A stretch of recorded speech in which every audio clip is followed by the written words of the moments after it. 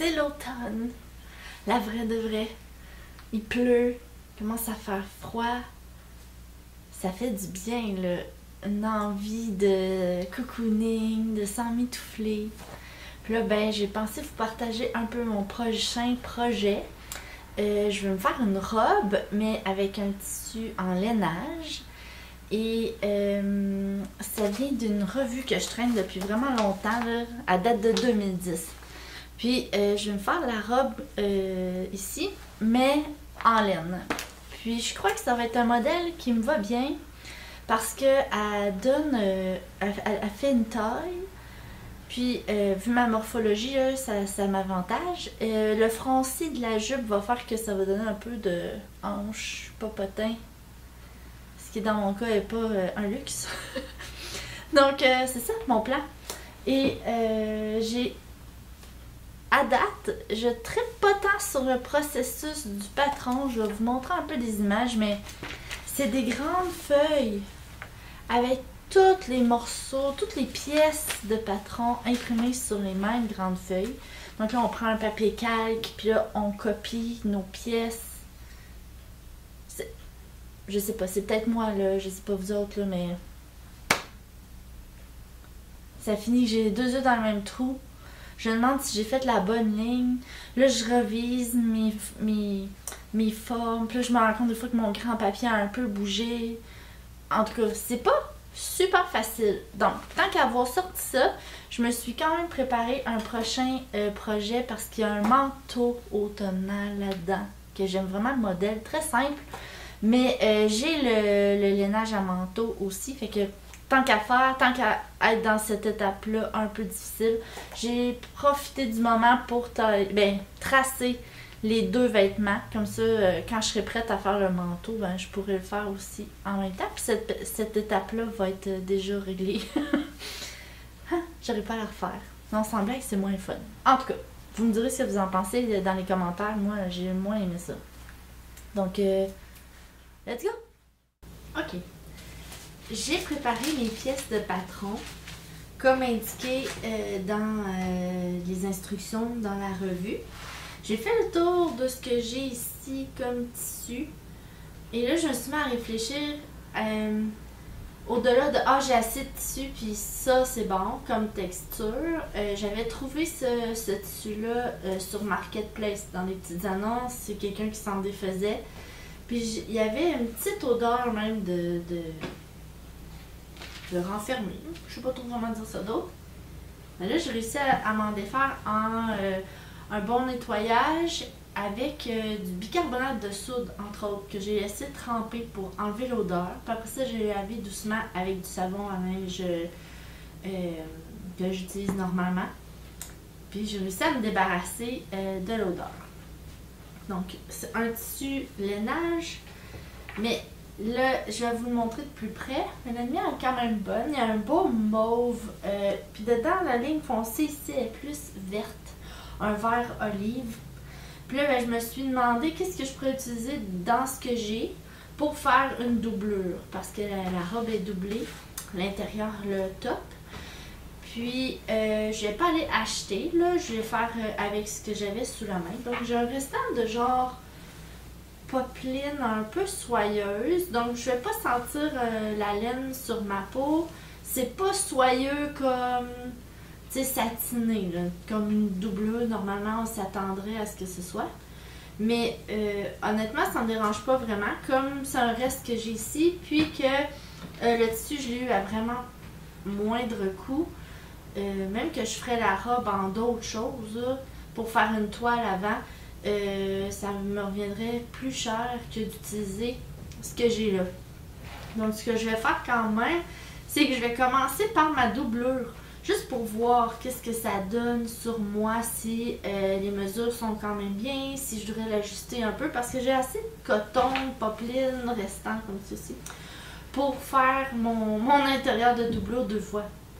Donc, ça va être ça, mon plan pour faire la toile. Ensuite, pourquoi j'ai choisi ces couleurs-là? Parce que dans la dernière année, j'avais en tête d'avoir un ensemble qui irait dans les je voulais un peu de couleur, mais je voulais rester dans quelque chose qui me rend confortable, que je me sens bien dedans. Je veux aussi avoir des vêtements qui vont avec mon quotidien, parce que je sais pas si vous êtes comme moi, là, mais regarder Pinterest puis avoir plein d'idées, c'est super. Mais après ça, tu vas te faire le vêtement, puis toi, dans le vêtement, c'est pas toujours beau. Ça, je suis tannée. Je veux pas mettre l'effort de me coûter quelque chose pour que finalement je le porte pas ou je me trouve laide. Ensuite, il y a des punchs de couleurs, mais rester dans des couleurs où justement je vais être capable de les harmoniser avec les autres vêtements de ma garde-robe. Donc cet hiver, l'hiver passé jusqu'au printemps, je me suis tricoté un châle qui sont vraiment dans des teintes de vert, marine, prune, mauve, qui va vraiment bien avec mon tissu ici, qui a des accents de couleurs qui me permettent d'être un peu funky, mais sans me sentir trop colorée. J'avais aussi fait un test avec ma petite tricoteuse. J'avais fait un début de veste. Puis là, il me reste à faire les manches, puis les côtes pour fermer ça. Mais c'est un tout ski de plein de laine, tout mélangé, là, un tout ce qui me reste. Puis ça aussi, ça va bien avec le tissu de cette robe-là. Donc je trouvais que j'allais me faire un morceau qui allait s'harmoniser avec mes projets que je travaille dessus depuis janvier dernier. Dans ma garde-robe, ça va être facile à agencer avec... Je pourrais la mettre comme ça avec une veste, je pourrais la mettre avec une petite chemise en dessous, un t-shirt que j'ai déjà. Donc voilà le processus du pourquoi je choisis de faire ce modèle-là avec ce tissu-là dans cette couleur-là.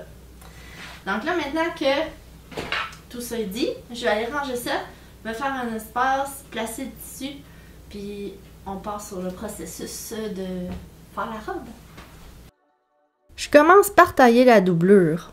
Comme ça, là, je vais pouvoir tester si c'est les bonnes mesures pour moi. Là, j'utilise des aiguilles, mais j'aimerais bien trouver des poids pour tenir mes morceaux de patron, éventuellement.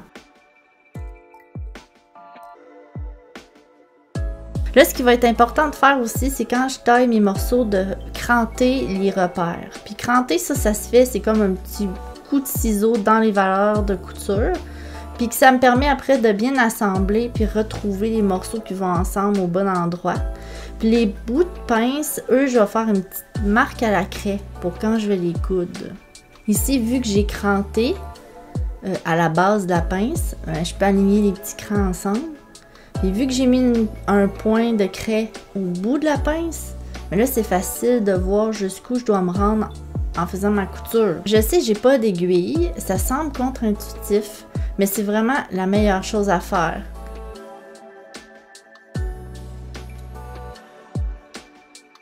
J'ai pas coupé les fils de pince pour pouvoir les finir à la main. Là non plus, j'utilise pas d'aiguille. Parce que ça permet aux dents de vraiment travailler, d'amener le tissu vers l'arrière sans faire de plis. Donc là, j'assemble le devant, les côtés, le dos ensemble. Et je coupe les fils, mais pas ceux des pinces. Vraiment important. Et il va me rester juste à l'essayer. OK. Donc, ça fonctionne bien. J'ai essayé sans mon t-shirt. Puis j'ai assez de tissu là, pour fermer tout ça. Ça prend un peu sur le chandail. Mais ouais, ça va, j'ai pas tant d'ajustements à faire. On continue. Pour prendre mes mesures de panneaux de bas de robe, je me suis fiée sur une robe que j'ai déjà et que j'aime la longueur. Donc là, j'avais un 80 cm de long. Ensuite, je veux m'assurer que les motifs de carreaux vont bien être alignés quand je vais coudre les côtés ensemble. Puis pour y arriver, là, je coupe une épaisseur à la fois de mon tissu pour être certaine que l'épaisseur du dessous va être droite comme celle du dessus puis que ça n'a pas glissé. J'ai décidé de ne pas suivre les recommandations du patron pour pas avoir de reste de tissu, mais je vais le regretter un peu plus tard. On est 2 jours plus tard que ce que je pensais. Dans ma tête, je portais cette robe-là aujourd'hui. Mais tu sais, la vie.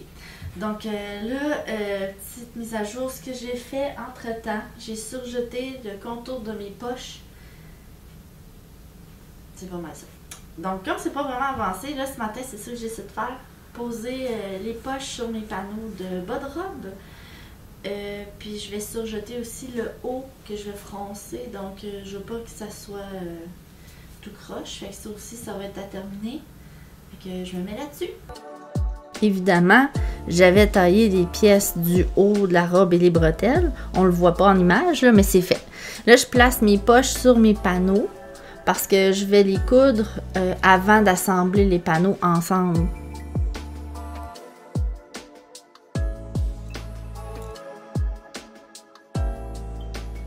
Tant qu'à faire, tant qu'à coudre, j'en ai aussi profité pour faire dans le haut de la jupe une longue couture au point long pour pouvoir froncer un petit peu plus tard.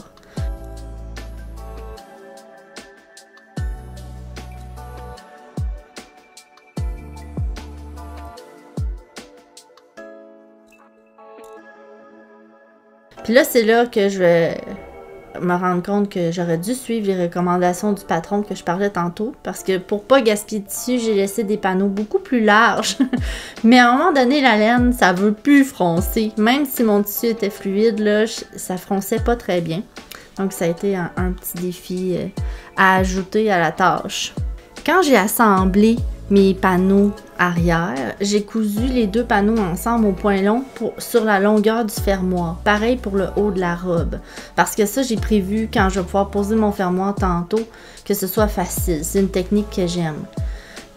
Aussi, ben, pour pouvoir le faire que ce soit égal, ben là, je m'assure que mon fronçage puis le haut de ma robe, il arrive égal aux coutures des côtés. Et comme ça, il va me rester juste à les assembler avant de poser mon fermoir. OK. Là, mon fermoir est posé. J'ai pas terminé de coudre jusqu'en haut aussi, tout simplement parce que ça allait pas très bien. Je vais le terminer après. Ma couture est fermée comme au départ.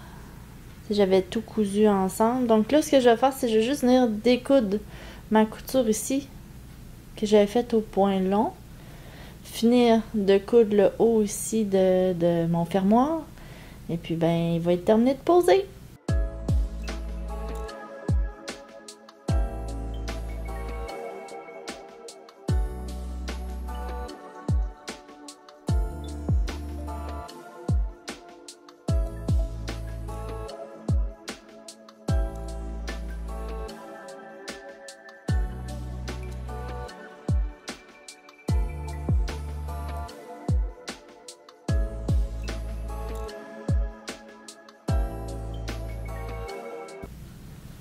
Je viens de réaliser que j'ai fait une erreur parce que dans le fond, là, ma robe va être doublée. Donc, tout ceci, là, la couture va être cachée dans la doublure. Mais ici, je l'ai ouvert, ma couture, tu sais, comme je l'ai dépliée. Fait que, dans les faits, idéalement, là, je pense qu'il faudrait que ma couture d'en bas soit comme ça, en dessous de mon fermoir, pour que à l'intérieur, ici, ça fasse pas un genre de... Je sais pas si on va bien le voir, mais comme un moton ouvert. Il faudrait que ça soit plié en dedans. Puis je pourrais juste venir, pour moi, là, à mon goût, là, je viendrais juste sécuriser ça ici. Fait que je vais venir découdre les petites sections là. Je vais replier l'ourlet du bon sens, puis je vais venir le repiquer. De toute façon, je devais terminer là, ma couture ici. Fait que je vais faire ça tout de suite. Bon. C'est pas à mon goût. Ça fait... un espèce de moton aussi là, qui m'agace vraiment. Mais ce que je vais faire, c'est qu'en venant fermer le... Je vais devoir coudre la doublure à la main, de toute façon, à l'intérieur, pour que ce soit à mon goût. Fait que je vais venir faire des points ici pour fermer ça, là, que ça soit plus beau. Et je me dis que c'est dans mon dos, donc je vais moins le voir. Et comme c'est ma toile, ben c'est le genre d'affaire qu'on prend le temps de noter. Pour que la prochaine fois, ça m'arrive pas au prochain projet. Mais somme toute, la couture est belle quand même. Donc, étape suivante. Le patron demande de poser les bretelles à 11,5 cm du milieu devant. Maintenant, il me reste juste à ajouté la doublure. Je vais aller coudre ça avec ma valeur de couture tout en même temps. Ensuite, pressage. Et hop, finition à la main pour le bas. Là, je pense que je m'en venais vraiment impatiente de porter ma robe. J'ai pensé bien faire. Je vérifie pour être certaine que j'ai rien oublié, pas d'erreur de finition avant de coudre à la main, mais clairement, j'avais oublié quelque chose. Les bretelles sont pas cousues derrière la robe. Bon, je vous ai pas tout filmé là. J'ai décousu et recousu. Mais bon, au moins ça finit bien. J'aime ma robe, mais là, vraiment, là, je suis comme une petite fille qui a eu sa robe à crinoline qui arrivait. Je suis tellement bien dans cette robe-là. J'ai plein de choses à vous dire. Je vais faire ça rapidement. Premièrement, je suis contente de la couleur, je suis contente du modèle, je suis contente de où la ligne de taille tombe, de m'être mis des poches, même le tissu, la laine, malgré que ma doublure soit en coton, ça a fait un beau mix. C'est chaud, mais pas trop. Sérieusement, je suis vraiment contente avec le résultat. J'ai beaucoup appris en tricotant. Je tricote pas la laine, là, je la couds cette fois-là. En la cousant. Ce qui est arrivé, cependant, c'est que je m'étais dit, je vais mettre des panneaux de la jupe un peu plus larges, en me disant, je vais pas rester avec des bandes coupées qui vont être plus difficiles à remettre dans un autre projet. Mais je trouvais que la laine était quand même, c'était fluide, ça bougeait bien. Mais quand je suis arrivée pour froncer, ça fronçait plus à un moment donné. Donc, j'ai un peu de pépin là-dessus. J'aurais dû suivre les mesures suggérées dans le patron, mais en même temps, ça s'est bien fait. C'est quand même équilibré le poids. J'ai pas plus de tissu en avant ou en arrière. Ça tombe bien, mais c'est ça. Je me suis donné un petit challenge supplémentaire. J'ai eu quelques pépins aussi en posant le fermoir. En fait, mon erreur, j'en ai parlé là, dans la vidéo, mais j'ai ouvert la couture à l'arrière entre la taille puis le buste, là, j'ai ouvert ça, mais dans le fond, il fallait que je le laisse fermer. Puis là, recoudre ça, bon, ça fait une finition ordinaire, mais compte tenu que c'est comme ma toile dans le fond, parce que j'ai eu ce tissu-là à vraiment pas cher, ça valait la peine de le faire. Je savais qu'elle me ferait, mais bon, elle va avoir quelques petits défauts. Le patron dit de ne pas finir la robe, de le garder juste au surjet. Et sérieusement, c'est parfait parce que si j'avais fait une couture, ben là, on verrait vraiment la ligne. Sinon, il faudrait que je fasse un point invisible. Si jamais je me tanne d'avoir une bordure non terminée, j'aurais juste à faire l'ourlet à la main. Ce qui est quand même pas la fin du monde. Mais là, ça fait mon bonheur. Donc, je pense que je vais l'user, cette robe-là, tout l'hiver. C'est vraiment un charme. Puis je vais essayer de vous montrer un peu avec quoi je vais la styler dans des prochaines vidéos. Parce que là, maintenant que j'ai ce beau morceau-là ajouté dans ma garde-robe, tout le reste m'agace. Donc là, je vais me mettre à faire un bon clean-up de ma garde-robe. Puis je pense que ça va être le sujet justement d'une prochaine vidéo. Comment je vais organiser ça, faire mes choix. Ouais, voilà. Donc...